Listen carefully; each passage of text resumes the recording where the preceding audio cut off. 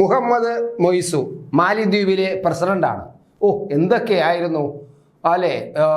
നമ്മൾ സാധാരണയൊക്കെ പറയുന്ന ഒരു ഡയലോഗ് ഉണ്ടല്ലോ, മലപ്പുറം കത്തി അമ്പും വില്ലും എന്നൊക്കെ പറഞ്ഞ് ഞങ്ങൾ ചൈന ഇന്ത്യ ഇറങ്ങിപ്പോയിക്കോളണം, സൈന്യത്തിനെ എടുത്തുകൊണ്ട് പോയിക്കോളണം, ഉടനെ തന്നെ സൈന്യം മാലദ്വീപിൽ നിന്ന് പൊയ്ക്കോളണം, ഞങ്ങൾക്ക് ചൈനയുണ്ട് എന്നൊക്കെ പറഞ്ഞ മുഹമ്മദ് മൊയ്സു ഇപ്പോൾ ഇതാ പവമായി ശവമായി.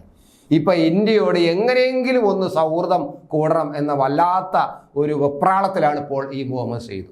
ഇന്ത്യയുടെ സുരക്ഷയെ പ്രതികൂലമായി ബാധിക്കുന്ന യാതൊന്നും മാലദ്വീപിന്റെ ഭാഗത്തുനിന്ന് ഉണ്ടാകില്ലെന്നാണ് ഇപ്പോൾ ആ പ്രസിഡന്റ് മുഹമ്മദ് മൊയ്സു ഡൽഹിയിൽ വന്നിട്ട് പറഞ്ഞിരിക്കുന്നത്.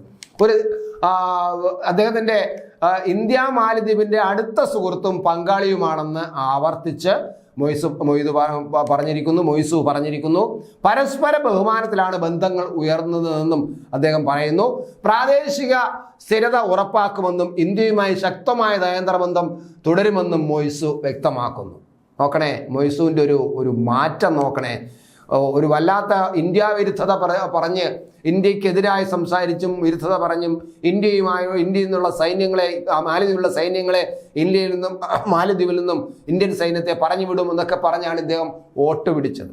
അങ്ങനെ വോട്ട് പിടിച്ച് പ്രസിഡന്റായി. പക്ഷേ പ്രസിഡന്റായി കസേരയിരുന്നപ്പോഴാണ് കാര്യങ്ങൾ മനസ്സിലായത്. ഇന്ത്യ ഇല്ലെങ്കിൽ മാലദ്വീപ് ഇല്ല, മാലദ്വീപിന് മുന്നോട്ട് പോകാൻ കഴിയില്ല, ചൈനയെ കൂട്ടുപിടിച്ചുകൊണ്ട് കാര്യമില്ല, ചൈന ചതിക്കും എന്ന് തന്നെ ഈ മുഹമ്മദ് മൊയ്സുവിന് മനസ്സിലായിരിക്കുന്നു.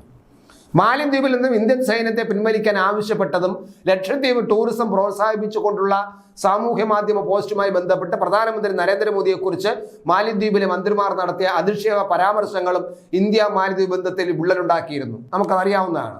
തുടർന്ന് ഇന്ത്യയിൽ നിന്നുള്ള വിനോദസഞ്ചാരികളുടെ വരവ് കുറഞ്ഞത് മാലദ്വീപ് ടൂറിസത്തിന് കനത്ത തിരിച്ചടി ഉണ്ടാക്കിയതോടെ മൊയ്സു ഇന്ത്യക്കെതിരെയുള്ള സമീപനത്തിൽ അയവ് വരുത്തുകയായിരുന്നു. അങ്ങനെയാണ് അദ്ദേഹത്തിന് കാര്യം പിടികിട്ടിയത്. എന്തായാലും ചൈനയോട് അതിവിധേയത്വം പുലർത്തിയിരുന്ന മൊയ്സു സർക്കാർ വൻ സാമ്പത്തിക പ്രതിസന്ധിയിലായതോടെയാണ് ഇന്ത്യയുമായുള്ള സഹകരണം വീണ്ടും ഉറപ്പിക്കാനുള്ള ശ്രമങ്ങൾ തുടങ്ങിയത്.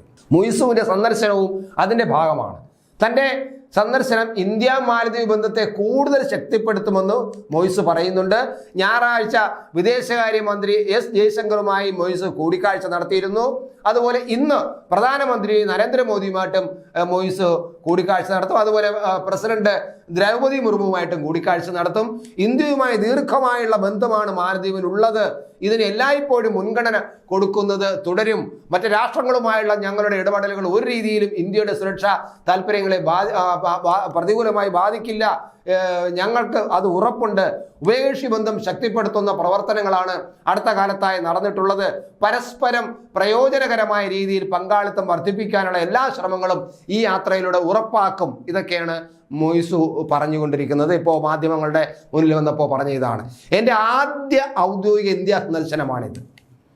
ഒരു ക്ഷണത്തിന് പ്രസിഡന്റ് ദ്രൗപദി മുർമുവിനും ഇവിടത്തെ സർക്കാരിന് നന്ദി അറിയിക്കുകയാണ്. അങ്ങനെ എന്നെ വിളിച്ചതിൽ എനിക്ക് വലിയ നന്ദിയുണ്ട്. ഞാൻ കാത്തിരിക്കുകയായിരുന്നു ഇവിടെ വരാൻ.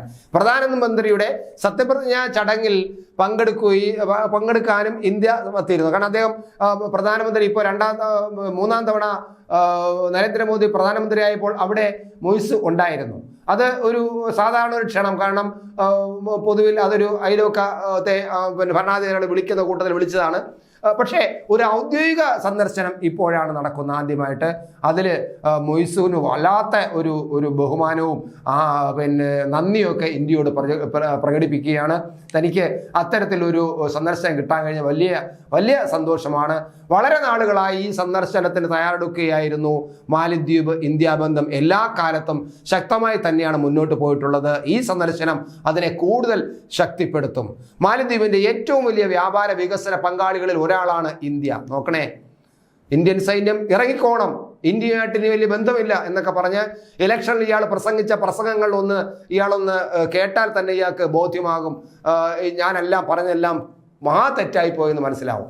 ഇരു രാജ്യങ്ങളും ഇപ്പോൾ പരസ്പരമുള്ള മുൻഗണനകളെക്കുറിച്ചും ആശങ്കകളെക്കുറിച്ചും എല്ലാം നന്നായി മനസ്സിലാക്കിയിട്ടുണ്ട്. അടുത്ത കാലത്ത് സംഭവിച്ച ചില മാറ്റങ്ങൾ പ്രാദേശിക മുൻഗണനകളും ദേശീയ താല്പര്യങ്ങളും സംരക്ഷിക്കുന്നതിൻ്റെ ഭാഗമായിട്ടാണ് സംഭവിച്ചത്. കണ്ട അദ്ദേഹം കുറ്റസമ്മതം നടത്തുകയാണ്. എന്തായാലും ഇനിയും ഞങ്ങൾ കൂടുതൽ ഇന്ത്യയുമായിട്ട് ചേർന്ന് നിൽക്കുക തന്നെ ചെയ്യും എന്ന് മൊയ്സു പറയുന്നു. മൊയ്സുവിന് കാര്യങ്ങൾ ബോധ്യമായി, ഇന്ത്യ ഇല്ലെങ്കിൽ മാലിദ്വീപ് കാണില്ല എന്നത്.